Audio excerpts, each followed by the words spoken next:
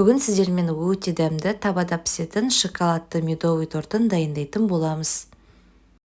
Балымыздың үстіне жұмыртқа, секерді салып барлығын венчиктің көмегімен біркелкі масса болғанша жақсылап араластырып аламыз.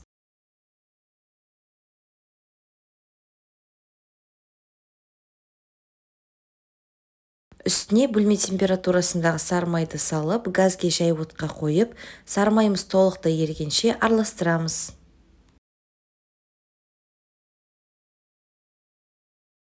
Сары майымыз толықтай ерігесін газды өшіріп, үстіне алдымен ас содасын, кейін какаомызды салып, біркелкі масса болғанша жақсылап араластырамыз.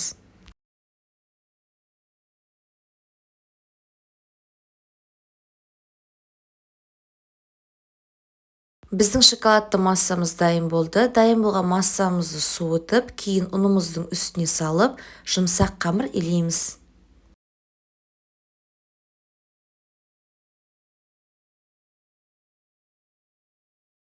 Дайын болған қамырымызды тоңазытқышқа кем дегенде 15-20 минутқа салып, кейін теңдей 8 немесе 9 бөлікке бөліп, жайып формамызбен кесіп аламыз. Менде форма диаметрі 20. Корждарымызды қызып тұрған табада май құймай шамамен 1-2 минут аралығында пісіреміз.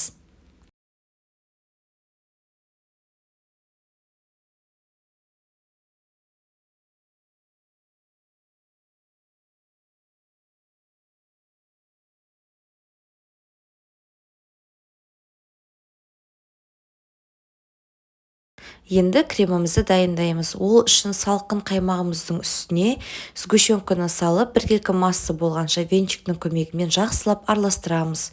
Миксермен араластыруға болмайды. Егер миксермен араластырсаңыздар, біздің креміміз сұйық болып шығуы мүмкін. Біздің креміміз дайын болды. Енді корждарымызға дәл видеода көрсетілгендей етіп кремімізді жағып шығамыз.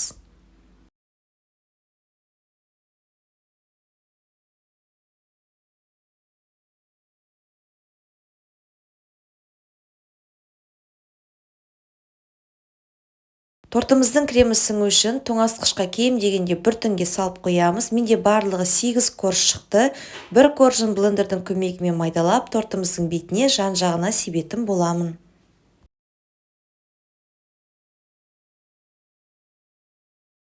Біздің шоколадты медовый тортымыз дайын болды. Өз қалауларыңызша әсемдесеңіздер болады. Міндетті түрде дайындап көріңіздер, астарыңыз дәмді болсын.